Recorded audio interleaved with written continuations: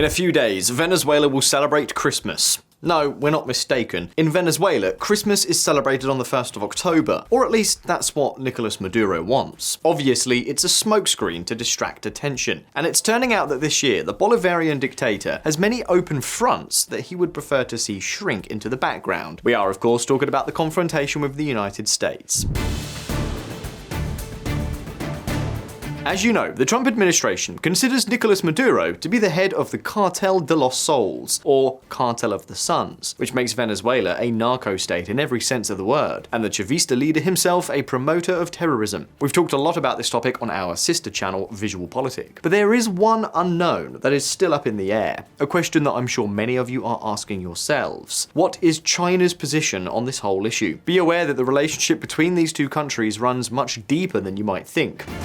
China and Venezuela to establish all-weather strategic partnership, signed 31 cooperation agreements. This is a high category reserved by the Chinese government for important diplomatic partners. Venezuela is the first Latin American country to reach this level. In recent days, we've seen Nicolas Maduro and Xi Jinping show how close they are and how deep the relationship between these two countries is. You only need to look at how Maduro sought to be photographed on the day of the Chinese victory parade, a photo that projected strength and support to the rest of the world. And by the rest of the world, we mean the United States. Even so, China, well, what can I say? It has kept a fairly low profile. Many statements, a lot of speeches in international organizations, yes, but few actions. And not only in terms of politics, but also in the economic arena. China was a kind of patron of the Bolivarian government, but it has been distancing itself for some time now. So here on Visualeconomik, we've been asking a few questions. Why have China and Venezuela been such important partners? Why does Xi Jinping seem to be withdrawing his support for Maduro right now? How does this whole issue affect the economies of both countries?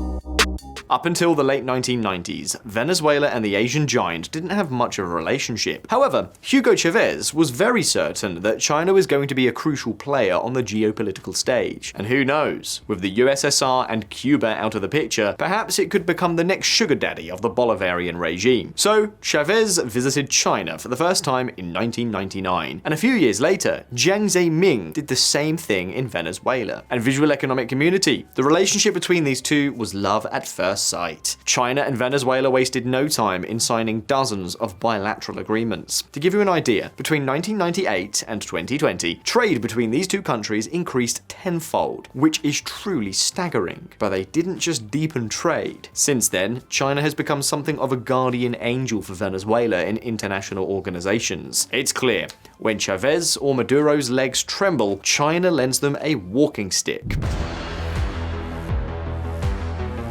In 2013, after his controversial victory over Enrique Capriles, the Venezuelan dictator packed his bags and flew straight to Beijing. While many countries in Latin America, which were not exactly aligned with the US, doubted the legitimacy of the new Venezuelan president, China decided to up the ante. It elevated the bilateral relationship to a comprehensive strategic partnership and made no less than $14 billion available. The goal, to keep Maduro from falling from his throne. And take note, because history has a tendency to repeat itself. In 2018, Maduro won another presidential election, but only after disqualifying opposition candidates and banning several rival parties. Bolivarian-style democracy. The outcome, fairly predictable. International rejection, indignant opposition, and half the region refusing to recognize his re-election. But Beijing reappeared like a true friend. It gave him diplomatic backing, turned on the economic tap, and even welcomed Maduro with honors in September of that same year. But wait, there's more. In 2019, when Juan Guaido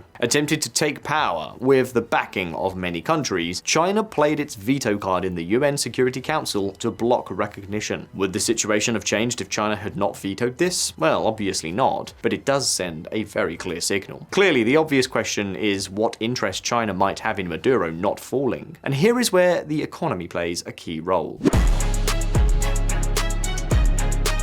Yes, it's true that China had a very clear geopolitical interest in gaining influence in Latin America. But let's be honest, these two countries got along so well for an economic reason. Venezuela was one of the world's largest oil exporters, and China was one of the largest consumers, if not the largest. And you can't talk about Venezuela without mentioning black gold. Venezuela exported an average of 844,000 barrels per day of crude and refined products last month, up from 779,000 barrels per day in May and 233,000 metric tons of byproducts and petrochemicals. Around 90% of shipments were sent to Chinese refineries, either directly or via transshipments. For decades, oil has been the main, well, almost the only source of dollar income for the country, and China, along with India, have been the biggest buyers. But that's not all. Not only is China a major buyer, but more importantly, it has been crucial when Venezuela was going through its worst moment, following the embargo imposed by the US on gas company PDVSA in 2019. We know that following the embargo, oil smuggling skyrocketed on the Venezuelan coast. And take a guess where most of this doubly black gold ended up. That's right, in China. This gave Maduro some breathing room, and Xi Jinping was able to fuel his power plants with oil that was much cheaper than the market price. Oil was so important in this relationship that many of the debt bonds that Caracas subscribed to with Beijing were backed precisely by this raw material. And yes, I know what many of you were thinking. But wait a minute, Josh, didn't you say that China was staying out of this conflict? Because so far they seem to be best friends. Okay, you're right. But keep one thing in mind. This relationship was very asymmetrical. Venezuela is completely dependent on China. We've already seen that it's currently exporting 90% of its crude oil to China. These days, China's suppliers are much more diversified. Take Iran, for example. But this is not the most important thing. When we talk about oil and Venezuela, there is one piece of information that cannot be overlooked. By now, you're probably all aware of this, but there is one fact worth remembering. Chavistas have destroyed their own country's oil production. PDVSA was one of the best oil companies in the world, but the Chavistas turned it into a job placement agency for their cronies. The result? These days it produces about 4 times fewer barrels than it did 45 years ago. It's crazy. It's true that China has tried to revive Venezuelan oil production, but it hasn't put much effort into that either. Yes, there are projects such as the recent floating platform on Lake Maracaibo, which aims to boost production in the area from 12,000 to 60,000 barrels per day. But broadly speaking, Chinese companies have not gotten too involved in the business. China National Petroleum Corporation, the state-owned company in Venezuela, has received many offers from PDVSA to invest in new fields, but has declined. There have been disagreements in the past as well as delays in payments from PDVSA. What's more, the companies that have done the most to modernize the Chavista oil ecosystem have been American and European. Don't believe me? Well, there's Chevron and Repsol, or rather, there were, because one day the Trump administration revoked their license to operate in Venezuela, and the next day it gave them an extension. But anyway, let's get back to China, because there's still one piece of information we haven't told you. Did you know that Venezuela is the Asian giant's largest debtor in all of Latin America? It receives 45% of all credit in the region, despite having a population almost 7 times smaller than another good ally, Brazil. We're talking about no less than $60 billion in commercial and development loans. And here lies the real key to this whole issue. China has lent a lot. We're talking loads of money to Venezuela. Have you heard of the New Silk Road? The Asian giant has been investing huge amounts of money in mega infrastructure beyond its borders, particularly in Southeast Asia, Africa, and Latin America. And clearly, the Chavista dictatorship has been one of the biggest beneficiaries of this project. The problem? Well, if many of these investments have already proved disappointing, Venezuela takes the cake. What has Maduro spent all that money on? Well, that's exactly the question they're asking in Beijing.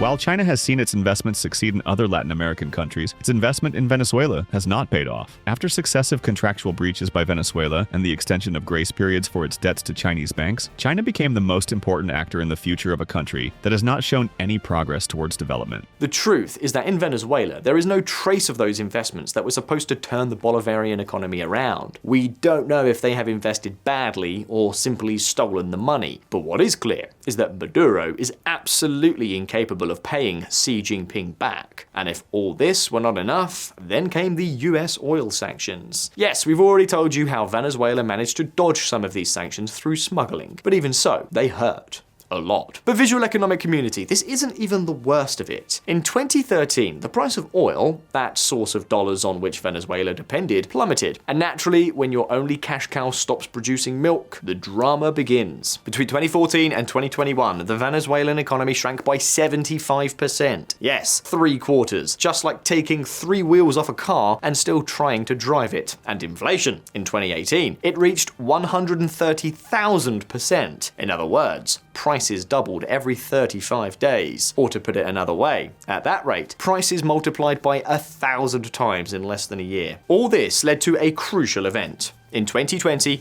the country stopped paying its debts, including those it owed to its major partner and star lender, China.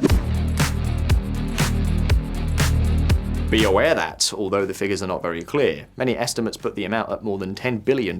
I'm sure you now better understand why China is not moving from words to deeds in its support for Maduro. I mean, last year we saw Russian ships in Venezuela, and the Iranians have shared their drone technology and much of their military doctrine. Take the Ansu 100, a suicide drone made in Venezuela that makes no secret of its Iranian origin. But China, let's be honest, China is way behind these other allies, even though Maduro and Xi Jinping have tons of photos of themselves embracing each other. And there's one fact that illustrates this very well. In 2025, the leaders of both countries announced that, with great fanfare, there would be 600 bilateral projects. Sounds good, right? But this is like when you didn't study for your history exam and filled pages and pages of text hoping to fool the teacher. If your main message is that you have 600 projects, it means that you don't really have any that stand out. But take note, because the most striking thing about this whole story is that, despite these announcements, the Chinese credit tap remains almost completely dry. It seems that Xi Jinping has not taken it very well that Maduro has been defaulting for more than a decade. Does all this mean that China has abandoned Venezuela? Of course not. These two countries